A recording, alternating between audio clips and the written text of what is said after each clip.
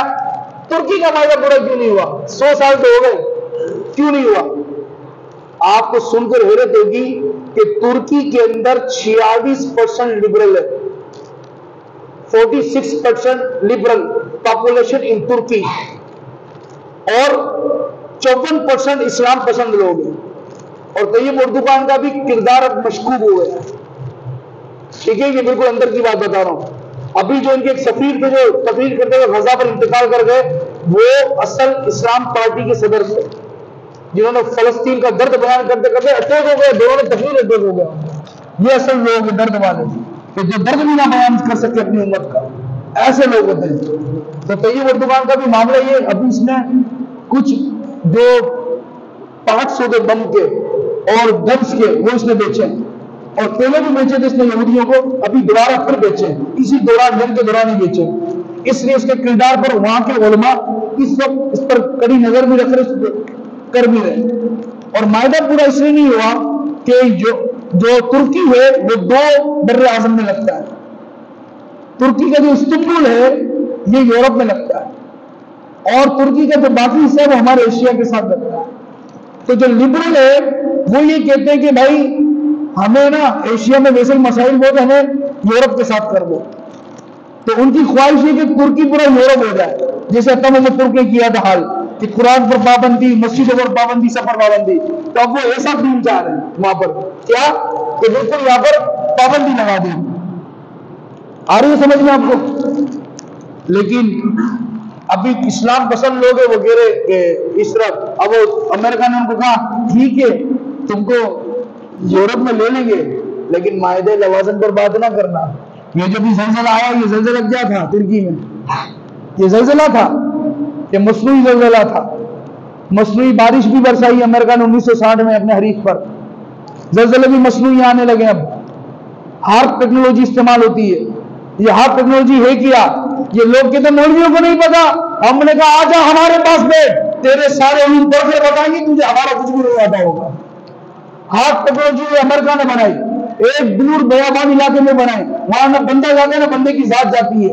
वहां जमीन के अंदर प्लेटें हिलाई जाती है, और यहाँ पर फिर जहां पर टारगेट किया जाता है वहां पर होता है। अचानक जलजला आ गया, अच्छा भाई तुर्की में आ गया ना, तुर्की के बराबर वाले मुल्क में नहीं आया, यहाँ नहीं है, यहाँ नहीं है, सिर्फ जमीन महंगी क्यों होगी? सुनामी तो आएगा, कितने मुल्कों को ले डूबा था सुनामी आपका, सिंगापुर वगैरह कितने मुल्क चले गए आपके, लेकिन ये जो तुर्की ही की टारगेट हुआ। अब आप बोलेंगे मसनूई जलजला कैसे आ सकता है? आप भी थोड़े में बोलेंगे ना यार ये कैसी बात कर गए। मैं आपको थोड़ी मिसाल दूं, बाहर अगर बूफर वाली गाड़ी खड़ी हो तो आपके दिल में धक धक होता या नहीं होता? आपके घर के बर्तन हिलते या नहीं हिलते? ये तो आपके पाकिस्तान की टेक्नोलॉजी यहाँ पहुंच गई है कि बर्तन आपके हिल जाते हैं अभी आपके साउंड से। तो वो हमसे टेक्नोलॉजी में तो बहुत आगे हैं। वो कहाँ है? अंदाजा तो करें। ये जापान हमसे 50 साल आगे जी रहा है, बंदे खत्म है। आने वाले वक्तों में लोग बेरोजगार हो रहे हैं। अभी जो काम चल रहे हैं ना, जो अभी सोच चल रही है, सिर्फ ताली बजाएगी ना कुर्सियां खुद लग जाएगी। पियून का तो काम खत्म है। जापान में तो कोई काम नहीं करता पियून, वो आते हैं ऐसे करते हैं कुर्सियां लग जाती है, ऐसे करते कुर्सियां अंदर चली जाए, ऐसे करते लाइट चल जाती है। सारे ये सिस्टम तो हो ही गया ना। तो आने वाले वक्त में पता बंदों की जरूरत बचेगी। पहले एक क्रेन को कितने बंदे वो रस्सा बांधते थे, कितने लोगों का रोजगार था। आज मिक्सर ऐसे है कि दोनों मैग्नेट सिस्टम हो गया, खुद मैग्नेट कर लेता, खुद कंटिन्यू उठा लेता। कितने लोग बेरोजगार हो गए आपके? अब बताएं तो सही, पहले कितने मजदूर खड्डा करते थे, कितने लोगों का रोजगार था। आज मशीन आई, दो करा, चल भाई हो गया काम। ये आप समझ नहीं रहे, इंसान को मफलूज किया जा रहा है। लेकिन आप बोले दो तरक्की करके, दो तरक्की नहीं कर गया।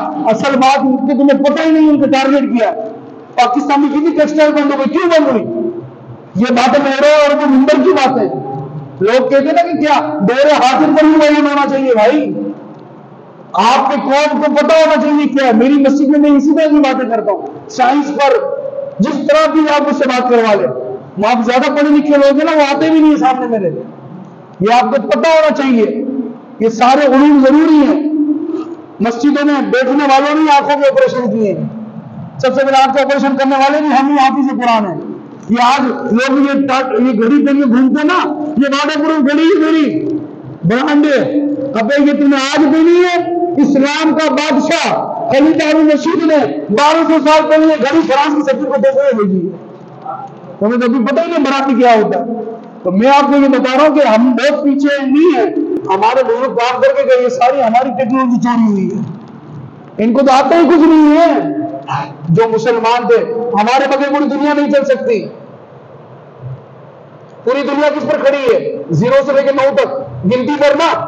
ये गिनती इजाद करने वाला कौन है? मूसा खान जमीन है, हमारे इमाम है।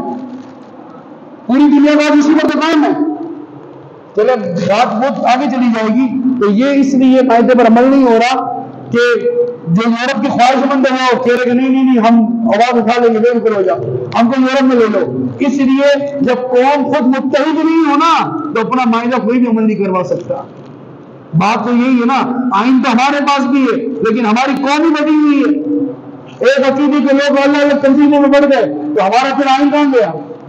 अगर हम सारे एक ही होते, एक नजरिए पर खड़े होते, तो फिर हमारा आइन को हिलाकर दिखाते। तो बात यही है। इकबाल ने कहा था, क्या कहा था? इकबाल ने क्या कहा था? इकबाल ने कहा था ना कि एक बात याद रख लें, मजहब है ना, जो मजहब तो है अंजुमन, बाद में, पहले मजहब से अंजुमन है, अंजुमन से मजहब नहीं है। अपने अंदर ये चीजों को शामिल कर लें, इस्लाम की जमी फवाइद को देखें, इंशाल्लाह दौर बहुत तरक्की करेगा। ये फलस्तीन की तारीख वगैरह ये तो हमारी उंगलियों पर है, मशरिक वस्ता की तारीख तो उंगलियों पर है, जज़ायर की तारीख तो हमारी उंगलियों पर है। लेकिन अपने बच्चों को भी आनी चाहिए कि ये मशरिक वस्ता क्या होता है, ये 7 बर्रे आज़म क्या है। अल्लाह करीम से दुआ है कि अल्लाह करीम हमें वो दिन सुबह दिखाए कि पाकिस्तान की जमीन पर निज़ाम मुस्तफ़ा का निफाज हो और खिलाफत उस्मानिया देखें और फलस्तीन पर इस्लाम के परचम को देखें। आमीन।